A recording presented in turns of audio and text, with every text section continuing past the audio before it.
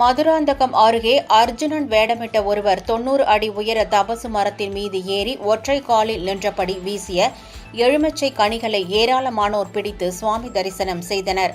செங்கல்பட்டு மாவட்டம் மதுராந்தகத்தை அடுத்த பெரும்பாக்கம் கிராமத்தில் உள்ள திரௌபதி அம்மன் கோவிலில் அக்னி வசந்த விழா வைகாசி மாதம் 25 கொடியேற்றத்துடன் தொடங்கியது. தொடர்ந்து 18 நாட்கள் நடைபெறும் இந்த விழாவையொட்டி நாள்தோறும் மாபாத சொற்பொழிவு, தெருக்கூத்து மற்றும் நாடகங்கள் நடத்தப்பட்டு வந்தது. இந்த விழாவில் சிறப்புமிக்க நிகழ்வுகளில் ஒன்றான அர்ஜுனன் தபசு ஏறும் நிகழ்ச்சி நடைபெற்றது. அப்போது அர்ஜுனன் வேடமிட்ட கலைஞர் ஒருவர் 90 அடி உயரம் கொண்ட தபசு மரத்தின் மீது ஏறி ஒற்றை காலில் சூரிய பகவானை நோக்கி தவம் செய்த பின் அவர் கொண்டு சென்ற எலுமிச்சை கனிகளை வீசினார்.